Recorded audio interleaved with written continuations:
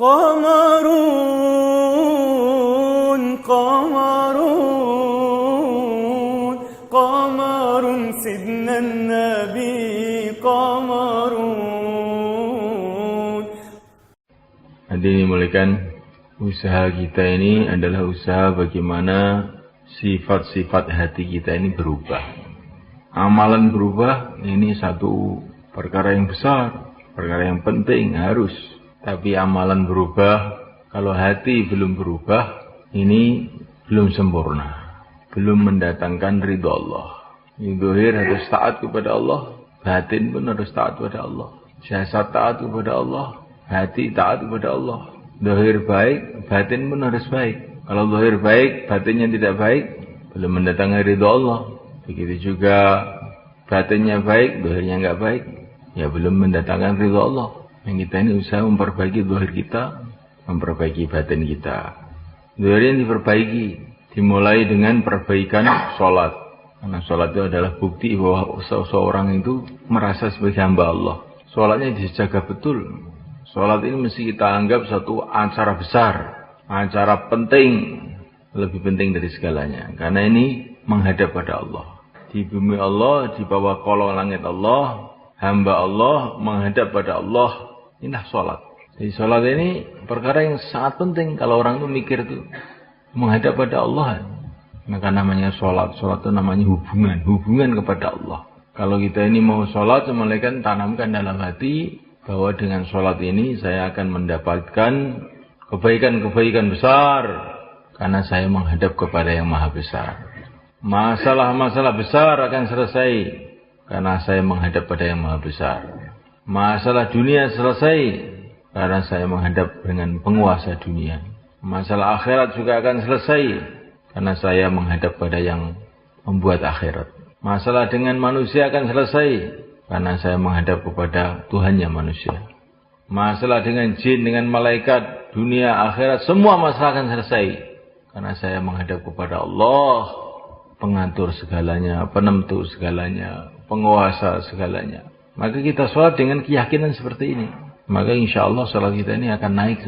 Mutunya akan naik. Orang-orang dulu itu sholat itu Masya Allah. Sampai tingkatan itu luar biasa.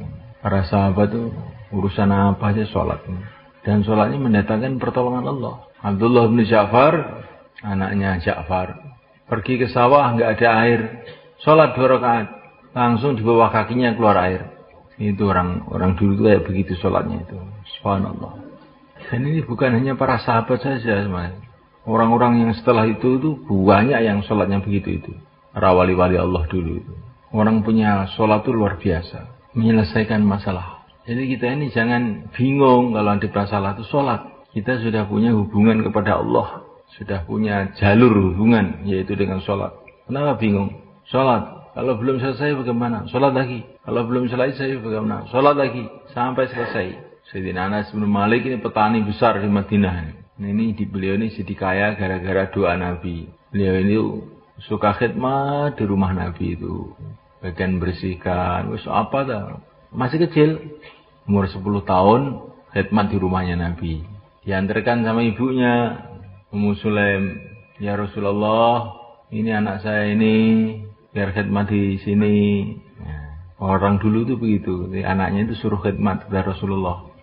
Karena Rasulullah itu sangat sayang kepada Anas. Mulai umur 10 tahun beliau berkhidmat terus sampai umur 20 tahun. Di 10 tahun sampai Rasulullah wafat.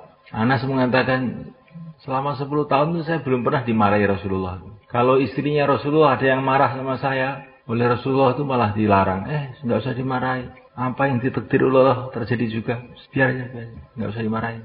Namanya khidmat di rumah, kadang-kadang mecahkan piring, mecahkan apa, nggak pas kerjanya, khidmat kok ngantuan. Kalau Anas nggak pernah ngantuk ini. Tapi Rasulullah itu, Masya Allah, nggak usah dimarahi. Apa yang ditakdir oleh Allah terjadi juga. Kita kalau bergaul sama orang itu begitu. Jangan cerewet. Apa-apa disalah nih. Karena wong ngantuk sidik salah nih. Namanya cerewet itu. Nggak usah salahkan. Jewer aja telinganya, sud gitu. Insyaallah mulai kan? Ini akhlaknya Rasulullah. Makanya orang yang dekat sama Rasulullah itu Jadi seneng, cinta sama Rasulullah habis-habisan. Karena Rasulullah itu akhlaknya itu betul-betul luar biasa. Istri-istrinya Nabi itu semuanya kan. Dulunya dari keluarga orang-orang yang memusuhi Nabi. Sofiyah itu di keluarga Yahudi. Ini begitu kawin dengan Nabi, cinta sama Nabi habis-habisan. Ummu Habibah, anaknya Abu Sufyan, yang ayahnya itu hari-hari perang dengan Nabi. Yang anaknya seneng sama Nabi itu. Jadi orang itu kalau akhlaknya baik itu akhirnya Masya Allah. Orang yang akhlaknya baik, katanya para ulama, orang yang akhlaknya baik, orang yang benci pun terpaksa mencintai. Orang yang akhlaknya buruk, istrinya pun terpaksa minta cerai. Maka kita akhlaknya harus baik. Orang itu kalau akhlaknya baik, doanya makbul. Nabi itu punya berjuta-juta keistimewaan. Orangnya paling ganteng, keringatnya aja wangi, ilmunya paling tinggi, nasabnya paling baik. Sudahlah paling semuanya. Tapi yang dipuji-puji habis-habisan dalam Quran, akhlaknya. Kamu ini akhlaknya, akhlak yang besar, kata Allah pada nabinya. Wa innaka la'ala khuluqin 'azim. Maka kita ini harus belajar akhlak. Insyaallah mulai kan? Supaya doa kita makbul, salat kita bisa mendatangkan pertolongan Allah, akhlaknya harus baik. Maka ada seorang sahabat tanya pada Nabi, "Ya Rasulullah, bagaimana caranya saya ini supaya tahu saya ini orang baik apa orang buruk?" Nabi mengatakan, kalau tetangga-tetangga kamu bilang kamu baik, ya kan berarti kamu baik. Kalau tetangga-tetangga kamu bilang kamu buruk, ya buruk. Ini maksudnya apa ini maksudnya? Maksudnya Rasulullah itu betul-betul mentarget, menyemangatkan para sahabat itu untuk senantiasa berbuat baik pada orang-orang dekatnya. Kalau kita ini senantiasa berakhlak baik, berbuat baik dengan orang-orang dekat kita, kira-kira menghidupkan 5 amal masjid mudah apa tidak? Mudah. Jadi kita ini menghidupkan makomi susah itu karena kita ini akhlaknya kurang baik. Biasanya begitu. Enggak Pak, saya ini sudah baik akhlak saya ini. Tapi orang itu lari semua. Bohong kamu. Bohong. Kalau akhlak baik itu orang itu nggak bisa lari. Kalau tetangga-tetangga kamu ada yang sakit, kamu jenguk enggak? Ya kadang-kadang. Kalau jenguk bawa oleh-oleh apa enggak? Tidak. Kamu doakan apa tidak? Tidak. Kalau tetangganya mendapatkan kegembiraan, kita ikut gembira, datang. Kalau tetangganya dapat kesusahan, kita ikut susah, kita datang. Kita bantu menurut kemampuan kita. Kita doakan menurut kemampuan kita. Sampai para ulama itu bilang, kalau kamu makan enak, bagi tetangga-tetangga kamu. Kalau nggak bisa bagi, jangan sampai tetangga kamu tahu kamu makan. Jadi baunya dapur itu sudah mengepul-ngepul sate bakar. Tapi tetangganya kok nggak dibagi. Masuk akhlak buruk ini. Termasuk akhlak buruk. Kalau anak kamu makan enak, bagi ya anak-anak tetangga. Anak tetangga dibagi. Nanti anaknya tetangga ketemu anak kita makan sate tamdem gitu. Anaknya tetangga tidak dikasih, akhirnya pulang nangis. Ada apa nak? Tanya ibunya. Itu saya minta sate sama simen nggak dikasih. Jangan minta, itu keluarganya orang biakil loh. Jangan minta sama dia, nakal itu. Ini namanya akhlak tidak baik. Apalagi kepada manusia semuanya. Kepada binatang saja kita ini diperintah berakhlak yang baik. Kalau menyembelih binatang, jangan menyembelih binatang itu dekat dengan temannya. Singkirkan di tempat yang lain. Itu menyinggung temannya. Gitu. Sampai Nabi itu menjaga perasaannya binatang. Jangan menyusahkan binatang-binatang itu. Nabi itu kalau ada orang naik unta, naik kuda, gitu. Kalau sudah diistirahatkan, itu copot anunya itu, kekangnya copot. Biar dia tidak letih, tidak capek. Kalau binatang kamu hentikan tapi tidak kamu copoti itu seperti kamu itu tidur sepatunya nggak disepot, itu nggak enak. Dicopoti semua biar istirahat. Sebagaimana kamu perlu istirahat, binatang-binatang perlu istirahat juga. Jadi akhlak kepada binatang pun dijaga oleh Nabi. Satu hari itu di satu kebun di Madinah terjadi huru-hara. Ruame ada orang. Maka Nabi bertanya, ada apa itu? Ada unta ngamuk ya Rasulullah. Unta ngamuk. Di mana? Di kebun itu. Setiap ada orang masuk kebun diserang. Ya saya datangi kata Nabi. Ya Rasulullah jangan, ini ontanya ini galak sekali ini. Semua orang diserbu sama dia. Diserang sama dia. Ya aja. Maka Rasulullah masuk dalam kebun itu. Langsung onta itu sujud kepada Rasulullah. Nabi mengatakan semua makhluk di dunia ini kenal semua sama saya. Saya ini utusan Allah. Kecuali orang kafir di golongan manusia dan jin aja yang nggak mau kenal sama saya. Yang lainnya onta-onta semua kenal semua sama saya. Terus setelah sujud itu onta itu ngomong apa nggak tahu apa ngomongnya. Maka Nabi mengatakan ini mengeluh onta itu sama saya, laporan. Saya tanya kenapa kok ngamuk? Ini ya Rasulullah, itu tuan saya itu tiap hari nyuruh kerja saya habis-habisan, tapi saya dikasih makan sedikit. Saya ngamuk. Siapa yang punya sapi di sini? Siapa yang punya sapi? Kalau ada Rasulullah kita dilaporkan sama sapi kita ini. Ya Rasulullah, ini orang bluro ya Rasulullah. Akhlaknya tidak baik. Jadi binatang-binatang saja bisa laporan sama Rasulullah tuh. Lalu dilaporkan ayam kita, kambing kita kepada Allah bagaimana kira-kira? Apa enggak malu kita? Ini akhlak kepada binatang, belum akhlak pada manusia. Orang yang akhlaknya baik, doa-doanya makbul. Kalau orang akhlaknya buruk, doa-doanya tidak makbul. Naudzubillah. Kalau udah makbul gimana? Jangan makan yang haram. Orang yang makanannya haram, doanya tidak makbul. Haram itu apa? Banyak haram itu. Di antara haram itu adalah uang bank. Kita tidak boleh naruh uang di bank, ngambil bunganya, itu riba namanya. Utang bank juga nggak boleh. Nah bagaimana Pak? Ya jangan utang. Kok bagaimana? Jangan utang. Sholat 2 rakaat. Kalau nggak punya duit, sholat 2 rakaat.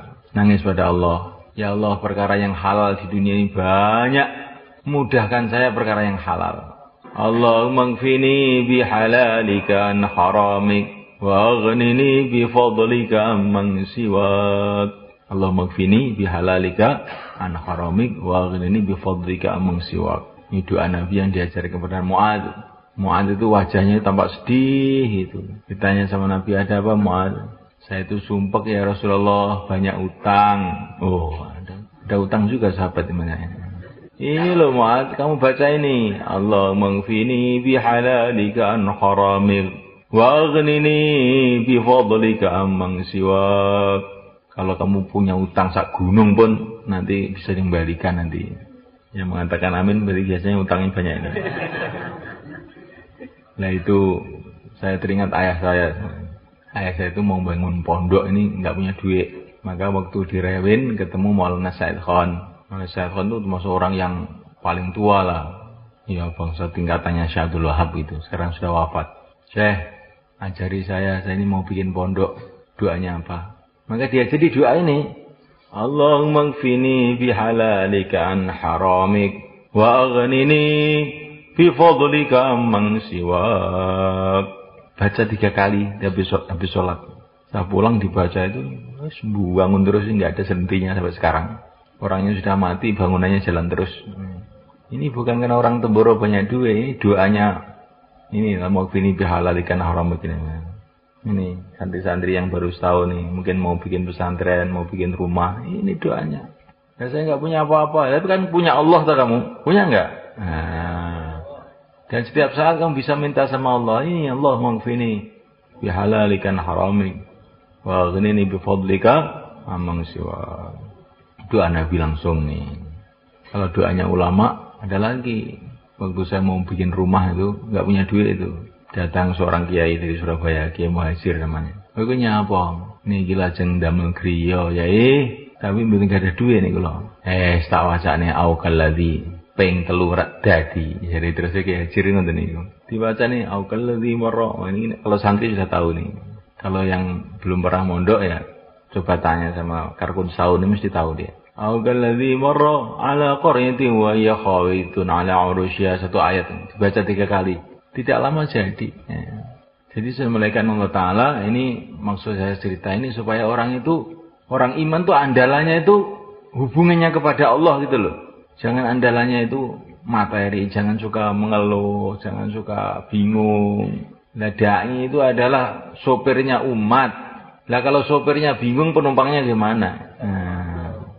Dai kok bingung. Nah kalau sopirnya bingung, ya satu bis bingung semua. Supaya bilang, oh ini kesini. Penumpangnya ya akan jadi korban. Nah kita ini jangan bingung. Kenapa bingung? Kita sudah punya sholat kok bingung. Sholat, doa lagi.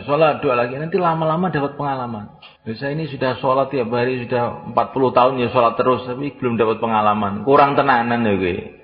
Sholat itu bukan menghadap pada Allah. Tapi sholat itu ngitungi rokaatnya. Dan berapa rokaat tadi. Cuman itu yang dipikir. Sholat itu menghadap pada Allah. Kalau sudah betul iya, karena abudu iya, karena sa'in dirasakan. Ya Allah, hanya Engkau yang aku sembah, hanya Engkau yang aku minta tolong. Kalau sujud, betul-betul merengek-rengek kepada Allah. Doa kepada Allah dalam hati. Doa hidayah, doa barokah, doa supaya Allah mudahkan seluruh urusan dunia kita. Urusan kubur kita, urusan akhirat kita, urusan markas kita, urusan mahalah kita. Urusan halakoh kita, urusan keluarga kita, sujud doa. Maka Nabi itu dulu kalau sujud itu panjang Mas. Sampai para sahabat itu takut dikira Nabi itu sudah wafat saking panjangnya sujud itu. Sujud panjang, salat sunnah itu. Yang kita sholat sujud ini dipanjangkan. Insyaallah mulai kan? Nah, ini bekal kita sebenarnya. Sholat, tapi sholat itu akan ada nilainya kalau yakinnya itu seperti tadi itu.